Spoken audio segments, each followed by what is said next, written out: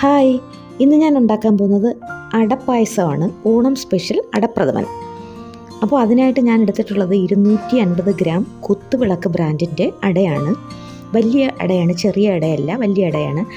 അതൊരു ചരുവം നമ്മൾ അടുപ്പിലോട്ട് വെച്ച് കുറച്ച് വെള്ളം ചൂടായി വരുമ്പോൾ അട മുങ്ങിക്കിടക്കുന്ന രീതിയിൽ വെള്ളം ഒഴിച്ചിട്ട് അതിനകത്തേക്ക് ഇട്ട് കൊടുക്കുക. എന്നിട്ട് 1 ടേബിൾ സ്പൂൺ നെയ്യ് ഇതിനകത്തേക്ക് ഒഴിച്ചു കൊടുക്കുക.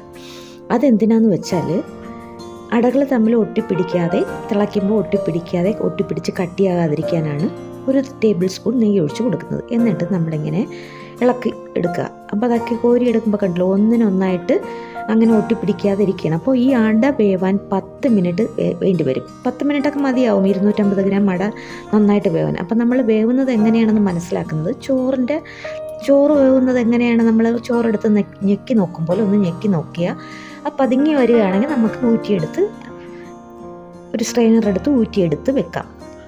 എന്നിട്ട് ഉടനെ തന്നെ അത് തണുക്കും മുമ്പ് തന്നെ കുറച്ച് വെള്ളം ഒഴിച്ച് നന്നായിട്ട് കഴുകിയെടുക്കണം. ഞാനിപ്പോൾ ഒരു 3-4 പ്രാവശ്യം അത് കഴുകി മാറ്റി വെച്ചിട്ടുണ്ട്. എന്നിട്ട് ഇതിനകത്തേക്ക് ചേർക്കാൻ ഞാനൊരു 500 കിലോ ശർക്കരയാണ് എടുത്തിട്ടുള്ളത്. അപ്പോൾ 250 അടയ്ക്ക് നമ്മൾ 500 ഗ്രാം ശർക്കരയാണ് എടുക്കാനുള്ളത്. അത് ഒരു 1/2 ഗ്ലാസ് വെള്ളത്തിൽ, കൂടുതൽ വെള്ളമൊന്നും ഒഴിക്കരുത്. അതായത് അടപ്പായസം നമ്മൾ ഇതും പാലും എല്ലാം കൂടി ഒഴിച്ച് വരുമ്പോൾ ഭയങ്കര ലൂസായി പോവും. അതുകൊണ്ട് ഒരു 1/2 ഗ്ലാസ് വെള്ളത്തിൽ മാത്രം ഇതൊന്ന് നമ്മൾ ഉരുക്കിയെടുത്ത് മാറ്റി വയ്ക്കുക. അപ്പോൾ ഈ ശർക്കരയുടെ അകത്തുള്ള അഴുക്കെല്ലാം എടുത്തൊന്ന് കളയണം. കളഞ്ഞതിന് ശേഷമാണ് ഇത് മാറ്റി വയ്ക്കാനുള്ളത്.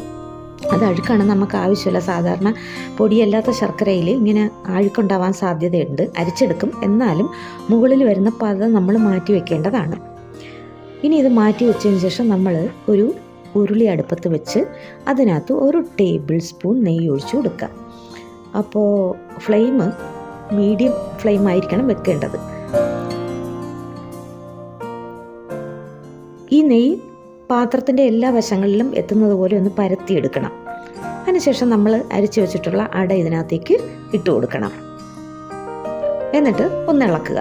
ഒന്ന് നന്നായിട്ട് ഇളക്കിയിട്ട് നമ്മൾ മാറ്റി വെച്ചിട്ടുള്ള ശർക്കര പാനി ഇതിലേക്ക് ഒഴിച്ചു കൊടുക്കണം.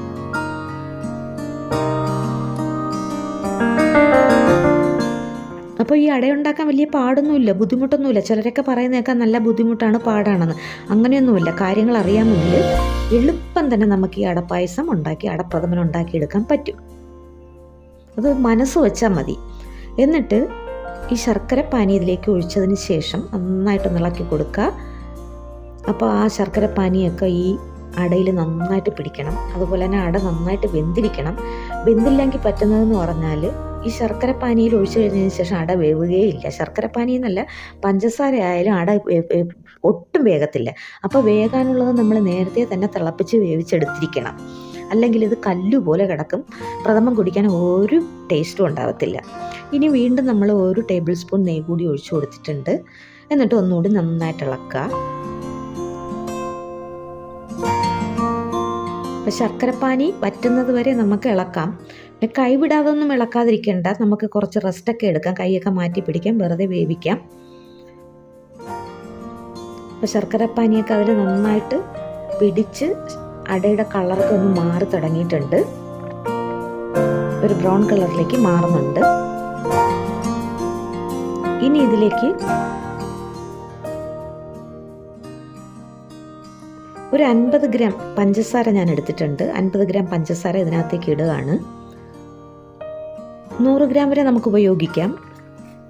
1/4 കിലോ അടയിൽ നമുക്ക് 100 ഗ്രാം വരെ ഉപയോഗിക്കാം. ഇതെന്ന് പറഞ്ഞാൽ ഒരു ട്രിക്കാണ്. അതായത് ഇത് ഇട്ട് കഴിയുമ്പോഴത്തേക്ക്, ഈ പഞ്ചസാര ഒന്ന് ഇട്ട് കഴിയുമ്പോഴത്തേക്കും അട നല്ല ഗ്ലോസി ആയിട്ട് മാറും. നല്ല കളറായിട്ട്, നല്ല സ്വർണ്ണ കളറിൽ ഇങ്ങനെ മാറി കണ്ടോ, ഈ കളറിലേക്ക് അത് ചേഞ്ച് ചെയ്യും. അപ്പോൾ അത് ഇതിൻ്റെ ഒരു ട്രിക്ക് മാത്രമാണ്. അത് ഈ തിരുവനന്തപുരം ജില്ലക്കാരാണ് ഇത് ചെയ്യുന്നത് ഞാൻ കൂടുതൽ കണ്ടിട്ടുള്ളത്. മറ്റ് ജില്ലകളിൽ ചെയ്യുമെന്ന് എനിക്ക് അറിയില്ല. ഉള്ളവർ കമൻറ്റ് ചെയ്യുക. അപ്പോൾ ശർക്കര നന്നായിട്ട് കുറുകി അടയിൽ പിടിച്ചിട്ടുണ്ട്. ഇനി ഞാൻ ഒരു വലിയ തേങ്ങയുടെ 1-ാം പാലും 2-ാം പാലുമാണ് എടുത്ത് വെച്ചിട്ടുള്ളത്. അപ്പം 1-ാം പാൽ 1 കപ്പിലും 2-ാം പാൽ 2 കപ്പുമായിട്ടാണ് എടുത്തിരിക്കുന്നത്. സാധാരണഗതിയിൽ 1-ാം പാൽ നമ്മൾ വെള്ളം ചേർക്കാതെയാണ് മിക്സിയിൽ അടിച്ച് പിഴിഞ്ഞെടുക്കുന്നത്. പക്ഷേ അപ്പോൾ അത് വളരെ കുറവായിട്ട് തോന്നും. അപ്പോൾ അതുകൊണ്ട് 1 കപ്പ് വെള്ളം ഒഴിച്ച് വേണം നമ്മൾ ആദ്യത്തെ 1-ാം പാൽ എടുക്കാനുള്ളത്. പിന്നെ 2-ാം പാൽ 2 കപ്പ് വെള്ളം ഒഴിച്ച് നമുക്ക് പിഴിഞ്ഞെടുക്കാം. അപ്പം ഈ 2-ാം പാൽ ഇതിനകത്ത് കിടന്ന് നന്നായിട്ട് തിളച്ച് വറ്റണം. കാരണം 1-ാം പാൽ ഒഴിക്കുന്ന സമയത്ത് നമുക്ക് പിന്നെ തിളപ്പിക്കാൻ പറ്റത്തില്ല, തിളക്കേണ്ട കാര്യമില്ല. അപ്പം 2-ാം പാൽ ഇതിനകത്ത് ഒഴിച്ചു കൊടുത്ത് നന്നായിട്ട് വറ്റിക്കണം. അല്ലെങ്കിൽ വറ്റിക്കാതിരുന്നാൽ ചിലപ്പോൾ പ്രഥമൻ്റെ ലൂസ് കൂടിപ്പോവും. അതുകൊണ്ടാണ്. അപ്പോൾ അത് അവിടെ കിടന്ന് നന്നായിട്ടൊന്ന് വറ്റട്ടെ. സംഗതി ഏതാണ്ട് കഴിയാറായി. ഇത്രയേ ഉള്ളൂ.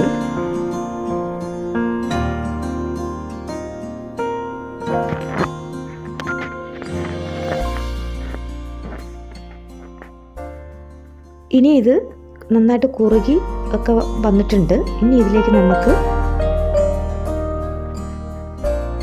1-ാം പാൽ ഒഴിച്ചു കൊടുക്കാം.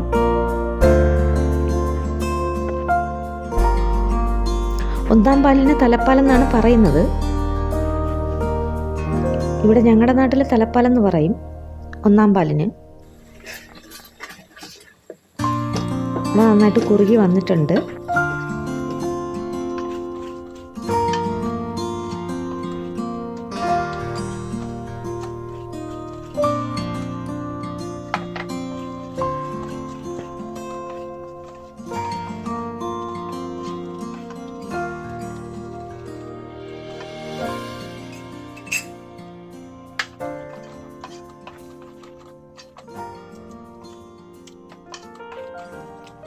കണ്ടോ, നന്നായിട്ട് തവിയിൽ നിന്ന് കുറച്ച് അങ്ങനെ ലൂസായിട്ട് ഒഴുകി താഴേക്ക് വീഴുന്നില്ല, കട്ടിക്കാണ് വീഴുന്നത്. അപ്പോൾ 1-ാം പാൽ ഒഴിച്ച് കൊടുക്കുന്നുണ്ട്.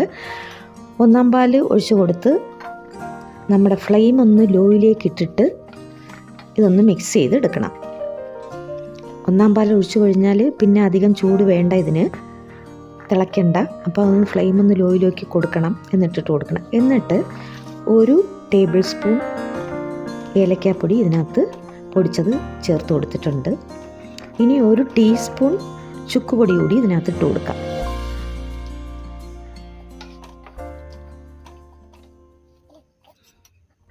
അപ്പോൾ പായസത്തിൻ്റെ പ്രഥമൻ്റെ പണി കഴിഞ്ഞു. ഇനി ചുക്കുപൊടിയും കൂടെ മിക്സ് ചെയ്ത് നമുക്കിത് അടുപ്പിൽ നിന്ന് വാങ്ങി വയ്ക്കാം.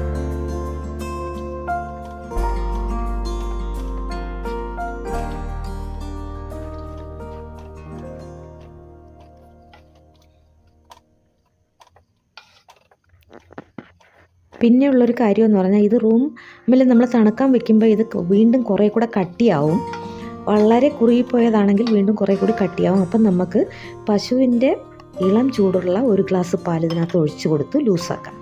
ഇനി നമ്മൾ മാറ്റി വെച്ചതിന് ശേഷം ഒരു ചെറിയ പാൻ എടുത്ത് അതിനകത്ത് 2 ടേബിൾ സ്പൂൺ നെയ്യ് ഒഴിച്ചിട്ട് കുറച്ച് കാഷ്യൂസും കുറച്ച് കിസ്മിസും കൂടെ ഇട്ട് ഒന്ന് മൂപ്പിച്ചെടുക്കണം.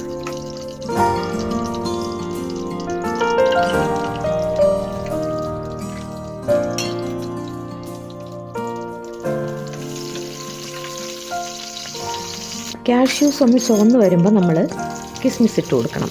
അതൊന്ന് ബോളായി വരുമ്പോൾ, ശരിക്കും ഇങ്ങനെ പൊങ്ങി വരുമ്പോൾ നമുക്ക് ഇറക്കി വയ്ക്കാം. അപ്പോൾ അത് മൂത്ത് കഴിയും.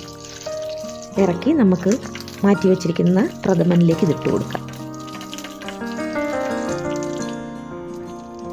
അട വേവിക്കുന്നത് ഒഴിച്ചു കഴിഞ്ഞാൽ പിന്നെ എല്ലാം നമ്മൾ സാധാരണ എല്ലാ പായസങ്ങൾക്കും ചെയ്യും പോലെയുള്ള നമ്മുടെ ഐറ്റംസ് ഇതിനകത്ത് ചേർക്കുന്ന, തുടക്കത്തിൽ ചേർക്കുന്ന ഐറ്റങ്ങൾ മാത്രമേ മാറുന്നുള്ളൂ. പക്ഷേ പ്രോസസ്സ് എല്ലാം ഒന്ന് തന്നെയാണ്. എന്നിട്ട് നമുക്ക് ഇങ്ങനെ വേണമെങ്കിൽ ഡെക്കറേറ്റ് ചെയ്ത് കൊടുക്കാം. എന്തായാലും നാളെ തിരുവോണമാണ്. അപ്പോൾ ഓണം സ്പെഷ്യൽ അടപ്രഥമനാണ്. ഇത് നമുക്ക് തണുക്കാനായിട്ട് മാറ്റി വയ്ക്കാം. അപ്പം തണുത്ത് കഴിഞ്ഞാൽ കുറച്ച് കട്ടിയാവും. അപ്പം ഞാൻ നേരത്തെ പറഞ്ഞതുപോലെ കട്ടിയാണെന്ന് തോന്നിക്കഴിഞ്ഞാൽ, അത്രയും കട്ടി വേണ്ട എന്ന് തോന്നിയാൽ ഒന്ന് ലൂസാക്കി കൊടുക്കാൻ പശുവിൻ പാല്, ഇളം പാല്, ഇളം ചൂടുപാലൊന്ന് ഒഴിച്ചു കൊടുത്താൽ മതി. അപ്പോൾ അടപ്രഥമൻ്റെ പണി കഴിഞ്ഞു. നാളെ തിരുവോണത്തിന് അടപ്രഥമനും കൂട്ടി സദ്യ കഴിക്കാം.